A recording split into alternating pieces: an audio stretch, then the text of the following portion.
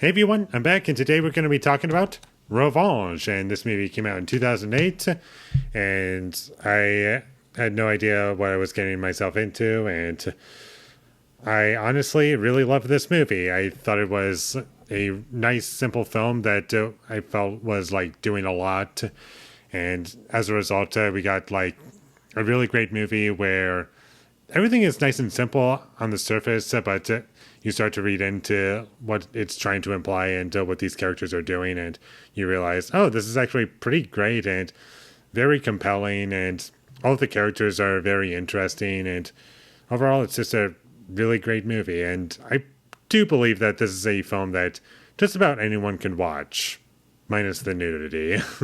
Like, it's not a kids' movie, I'm just going to say that much about it, but if you're an adult and you just want to watch a good movie, then this is one that would be up your alley, despite being in German. And if the characters talking in a language that's not English is not going to be a problem for you, then it's a movie for you. And I love the look of this movie. Just about every shot in this movie looked fantastic just from the opening shot. And there's so much care and detail put into these shots. And I just really love the visual presentation of this film. The acting was pretty great from what I could tell. Obviously, the language barrier makes it a little bit difficult to judge acting, but from what I could tell, they were doing a pretty great job. And there were some nice little details sprinkled in with one specific character. I thought that was a very unique choice. And I thought that there was something wrong with my version. I was like, we're not getting subtitles. So I was like kind of messing around with it a little bit. But turns out that was an intentional choice for certain moments to have no subtitles when characters are speaking a language other than German, I believe. And that's not a whole lot of the movie, for the record. It's just a couple of tiny moments here and there. So if you experience that, then I don't think your copy is broken. It's just an intentional choice. But who knows? That might just be the Criterion version. I have no idea. The characters are all very interesting, like I've said already, and they all feel like real people. And I do like what the movie explores, and the first third or whatever kind of reminded me a little bit of Honora in ways, with it taking place in a brothel and just certain ideas that it's trying to poke at. And I was like, okay, this is kind of interesting. But obviously, very different movies. But I just wanted to point that out a little bit.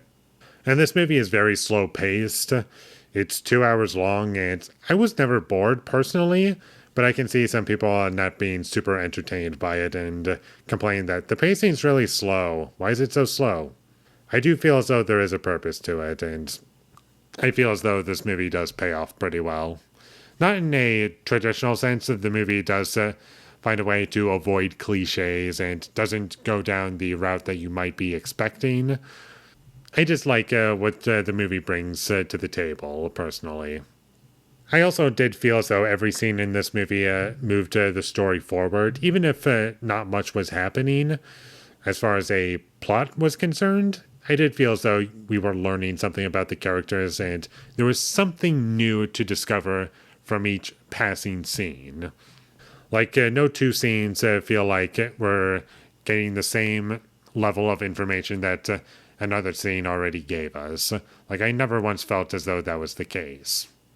And I do really love the tone of the movie. That's also something that keeps me going throughout. And I love the atmosphere that this movie builds. It also explores different sides to a point of view that I really enjoyed and found to be quite fascinating, honestly.